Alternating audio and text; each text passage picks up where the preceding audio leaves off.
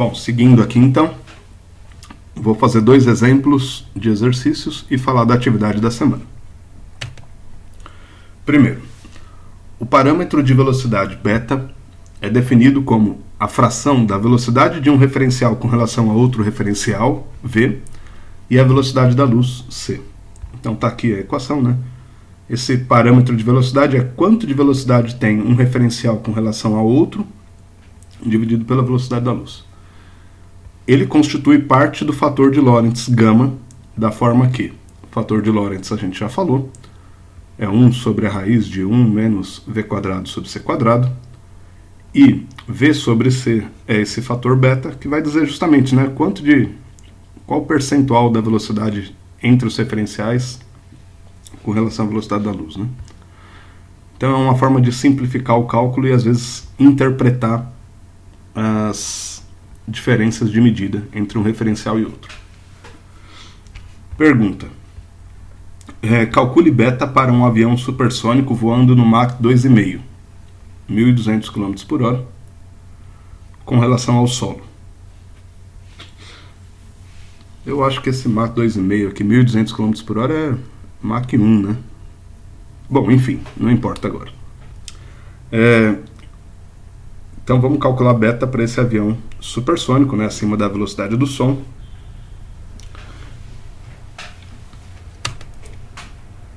E depois, a segunda questão, calcule o fator de Lorentz γ para esse avião com relação ao solo. Tem ainda um item C e D, depois eu mostro no outro slide, né? Mas aqui calcular beta e gama. Então, como ele deu o valor de velocidade, a questão fica bem simples.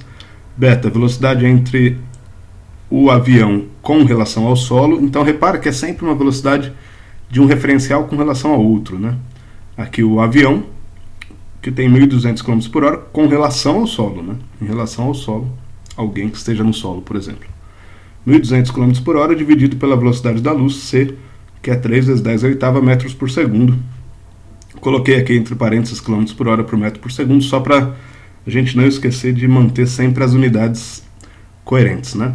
Então eu converti aqui de 1.200 km por hora, 333 metros por segundo. Tá? Isso aqui seria um Mach 1 mesmo, a velocidade do som, não 2,5.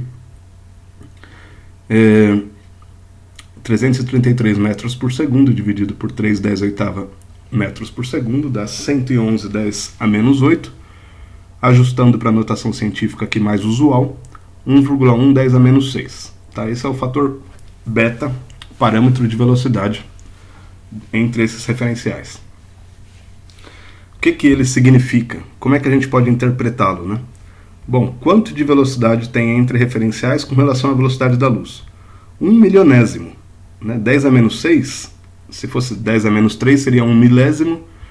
1 vezes 10 a menos 6, 1 milionésimo. Ou seja, a velocidade da luz é 1 milhão de vezes maior do que a velocidade desse avião. Tá? É assim que a gente vai interpretando os números, né? Fator de Lorentz. 1 sobre raiz de 1 menos beta². Como eu já tenho beta aqui, né?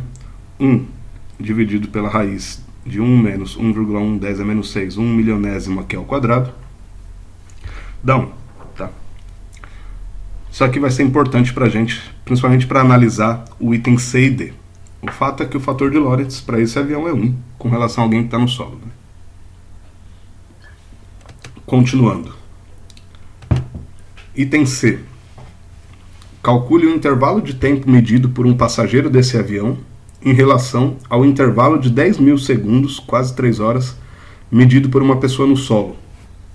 Então lembra, se o tempo vai depender do referencial com relação à velocidade entre referenciais, qual o tempo medido por um passageiro desse avião, enquanto uma pessoa no solo mediu 10.000 segundos, por volta de 3 horas.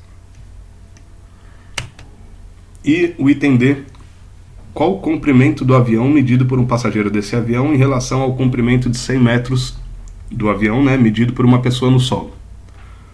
Então, se uma pessoa está vendo o avião passar por ela ali e ela marca um ponto e depois marca outro ponto, ela vai medir que o avião tem 100 metros. E para quem está no avião, no referencial do avião. Tá? Então vamos ver como a gente faz esse cálculo. Então, ΔT1, lembra lá daquele exemplo que a gente deu? ΔT1, tempo para quem estava dentro do vagão, media a luz percorrendo um percurso lá, enfim. Então o tempo medido aqui por quem está dentro do avião, em movimento com relação a quem está em repouso lá no solo, que mediu 10.000 segundos, é o ΔT2 dividido pelo gama, o fator de Lorentz. 10.000 dividido por 1 dá 10.000 segundos. Então, quem está dentro do avião mede 10.000 segundos, quem está fora mede 10.000 segundos. O tempo passa igualzinho. E o comprimento do avião, o processo é o mesmo, só que agora multiplicado pelo fator gama. 1 vezes 100 dá 100 metros. Então, quem está fora mede 100 metros, quem está dentro mede 100 metros. O que isso significa? Significa que o fator gama, o fator de Lorentz aqui atrás, quando ele dá 1, é porque não tem alteração, pelo menos nos 3 primeiros algarismos significativos, com a medição de tempo e de espaço. Tá? O fato do parâmetro de velocidade beta ser 1 milionésimo implica que o gama só vai ter sentido na sexta, sétima, oitava, 10ª casa decimal. Então, para situações cotidianas, como viajar de avião, tempo e espaço não faz diferença nesse sentido, nessa margem de velocidade de 1.200 km por hora. Tá? Não tem diferença. Vamos ver outro exemplo agora. Exemplo 2. Os pions, para quem não sabe o que são os pions, são partículas elementares subatômicas da classe dos mesons, meson π. Então, os pions são criados na alta atmosfera da Terra. Se quiser pensar em elétrons aqui, pode pensar, tem características semelhantes. Então, os pions são criados na alta atmosfera da Terra quando partículas de alta energia, de raios cósmicos, colidem com núcleos atômicos. Então, quando vem um raio cósmico que colide com um núcleo atômico, tem uma colisão de partículas, né? E essa colisão produz outras partículas, enfim. Um pion, assim formado, desce em direção à Terra com velocidade de 0,99 c, ou seja, 99% da velocidade da luz. Num referencial onde estejam em repouso, os pions decaem com a vida média de 26 nanosegundos. Repara essa outra frase também. Num referencial onde estejam em repouso, então não com 0,99 da velocidade da luz, mas se você produz pions no laboratório, num acelerador de partículas, por exemplo, em 26 nanosegundos os pions decaem para outras partículas ou para radiação, enfim. Então eles têm uma vida média aí de 26 nanosegundos. Num referencial fixo na Terra, qual é a distância percorrida, em média, pelos pions na atmosfera antes de decaírem? Então, olha que pergunta, a gente precisa tomar alguns cuidados, né? Em repouso, ele decai em 26 nanosegundos. No entanto, se ele tiver a 0,99 99% da velocidade da luz, 0,99 c, o tempo de decaimento para ele em repouso vai ser diferente do tempo para quem está em movimento relativo a ele. Assim como a distância, enfim, que é a pergunta, né? Num referencial fixo na Terra, qual a distância percorrida pelos pions? Então, vamos fazer duas continhas. A primeira, no referencial do pion, né? Quando ele é formado lá no alto da atmosfera, no referencial dele, qual é o deslocamento? Bom, velocidade ΔX, ΔT. No referencial dele, calcula lá, ΔX é V vezes ΔT, velocidade do pion 0,99 da velocidade da luz, o tempo de decaimento dele no referencial dele, ou seja, em repouso em relação a ele, 26 nanosegundos, 26 10 a menos 9 segundos. Então 0,99 vezes a velocidade da luz, etc., dá 7,72 metros. Quer dizer que para o pion, no referencial dele, onde ele dura 26 nanosegundos, ele percorre 7, quase 8 metros de atmosfera antes de decair. e no referencial de alguém que está no solo, ou seja, com velocidade relativa ao pion. Bom, aí o cálculo vai ser um pouco diferente. Para um observador em repouso com relação à atmosfera, a gente tem que usar o fator de Lorentz para transformar de um referencial para outro, né?